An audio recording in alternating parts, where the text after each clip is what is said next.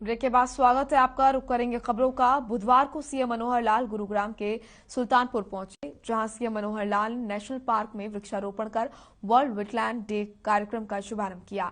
इस अवसर पर सीएम मनोहर लाल ने अपने संबोधन में कहा कि प्रकृति की गोद में केवल मनुष्य ही नहीं, वन्य प्राणी, जीव जंतु, पेड़ पौधों का निवास होता है, इसलिए हमें प्रकृति का विशेष ख्याल रखना चाहिए। उन्होंने कहा कि हरियाणा में 2 वेटलैंड पर हजारों पक्षी आते हैं। मुख्यमंत्री ने बताया कि केवल सुल्तानपुर में 100 से ज्यादा प्रजाति के 50,000 पक्षियों का हर साल आगमन है। वहीं भिंडावास में भी लगभग 80 के करीब प्रजाति के 40,000 पक्षी आते हैं। मुख्यमंत्री ने कहा कि इन दोनों लेक के आसपास के इलाके को होम स्टे पॉलिसी के तहत विकसित करेंगे। उन्होंने कहा कि प्रदेश में 75 साल से ज्यादा आयु के पेड़ के संरक्षक को पेंशन दी जाती है और ऐसा करने वाला हरियाणा देश का पहला राज्य है।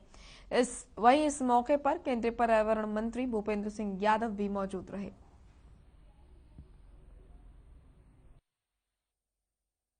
मित्र, क्या आज ये एक ऐसा दिवस है, केवल दिवस ही नहीं है, केवल हम एक समारोह ही नहीं कर रहे, बल्कि आज एक विशेष प्रकार के संकल्प लेने का दिवस है। क्योंकि प्रकृति के गोद में जब हम देखते हैं हम सबका निवास है, केवल मनुष्यों का निवास है ऐसा नहीं है, बल्कि हमारे इर्द गिर्द वन्य प्राणी, जीव जंतु,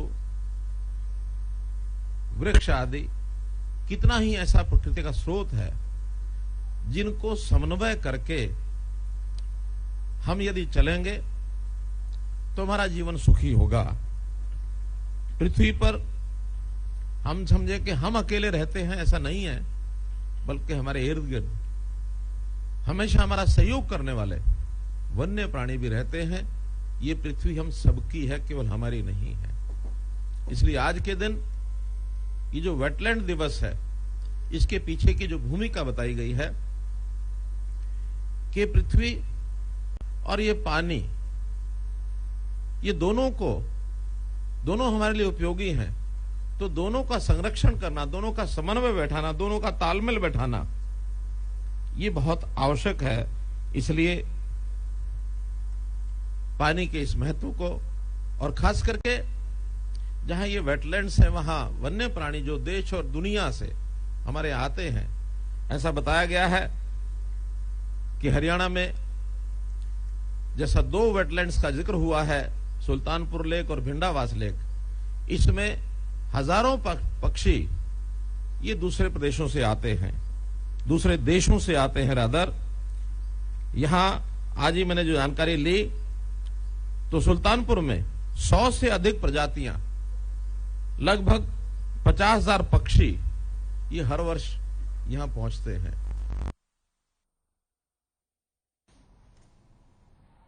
संसद में मोदी सरकार का 10वां आम बजट पेश हुआ। वर्ष 2022 से 23 के बजट सत्र की पर्यावरण मंत्री कंवरपाल गुर्जर ने केंद्रीय बजट की प्रशंसा की। मंत्री ने कहा कि हरियाणा में फार्म टूरिज्म और होम स्टे में पर्यटन की अपार संभावना है। शीघ्र ही इस सेक्टर से संबंधित नए कार्यक्रम देखने को मिलेंगे। सरकार के फैसले के अनुसार शिक्षण संस्थानों में 1 फरवरी से 10 से 12वीं कक्षा के लिए स्कूल खोले गए हैं। झज्जर जिले के भिंडावास वन्यजीव अभ्यारण्य की प्रशंसा करते हुए मंत्री ने कहा कि आने वाले समय में ये एक अच्छे पर्यटन स्थल के रूप में विकसित होगा।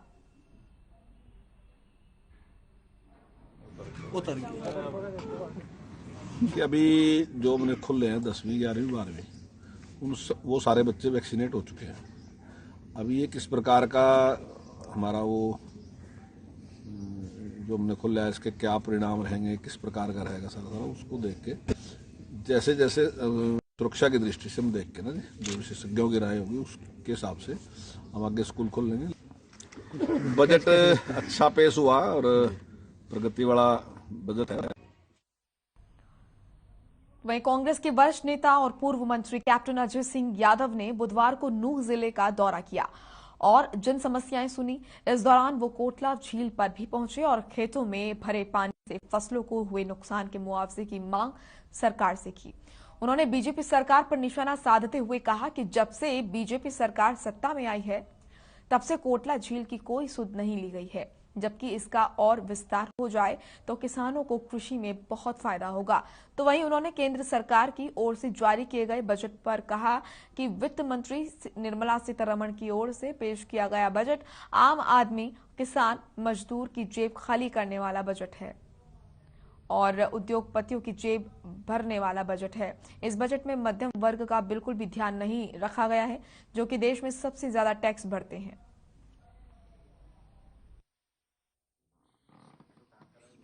इसमें किसानों के लिए कुछ नहीं है, छोटे व्यापारियों के लिए कुछ नहीं है, गरीब आदमी उनके लिए कुछ नहीं है, और जो कोविड में जिन लोगों की मौत हुई थी उसके बारे में सरकार का कोई संदेश नहीं है।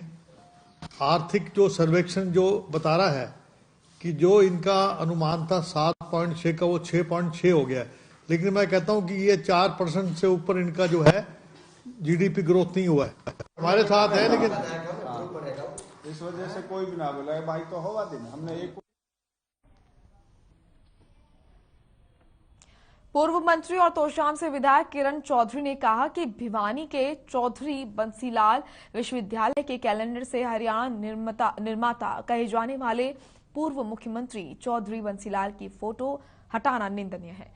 कैलेंडर से बंसीलाल की फोटो हटाकर प्रदेश सरकार ने अपनी ऊंची मानसिकता का परिचय दिया है। उन्होंने कहा कि बंसीलाल विश्वविद्यालय पूर्व सांसद श्रुति चौधरी के प्रयासों से बना था, जिनका फायदा आज जनता उठा रही है, लेकिन प्रदेश सरकार ने इस बात को पूरी तरह से नकार दिया है।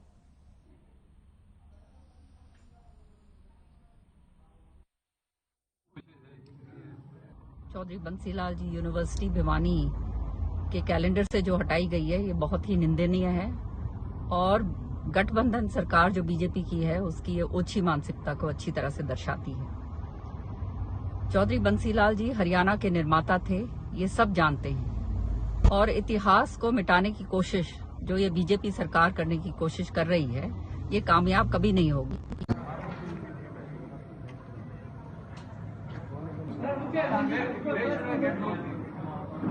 एक तो रविंदर सांगवान जी। तो वहीं कुरुक्षेत्र में भारतीय किसान यूनियन की एक अहम राज्य स्तरीय बैठक जाट धर्मशाला में भाकियू के राष्ट्रीय अध्यक्ष गुरनाम सिंह चढ़ूनी की अध्यक्षता में हुई, जिसमें हरियाणा प्रदेश के सभी जिलों के पदाधिकारी उपस्थित रहे। मीटिंग में 2 मुख्य एजेंडों पर मिशन पंजाब और मिशन यूपी पर चर्चा की गई। मीटिंग में सर्वसहमति से मिशन पंजाब और मिशन यूपी को मजबूती से चलाने का प्रस्ताव पास किया गया।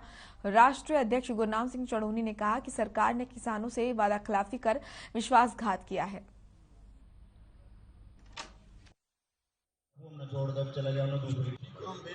हरियाणा प्रदेश की मीटिंग थी और आज जो है वो एक तो पंजाब के बारे में फैसला लिया है कि वहाँ पे हम 10 सीटों पे चुनाव लड़ रहे हैं संयुक्त संघर्ष पार्टी की तरफ से, और संयुक्त समाज मोर्चे से हमारा समझौता है। तो उन 10 सीटों पर पूरे हरियाणा के लोग जाके वहाँ पे प्रचार करेंगे। उन जो संयुक्त संघर्ष पार्टी के हिस्से 10 सीटें हैं उनके समर्थन में, उनके उम्मीदवारों के समर्थन में जाके प्रचार करेंगे। और उत्तर प्रदेश का आज फैसला हमारे संगठन की तरफ से ये लिया गया है कि उत्तर प्रदेश में हमने बीजेपी का विरोध करना। चलिए फिलहाल इस बुलेटिन में इतना ही। आप देखते रहिए हर खबर। नमस्कार।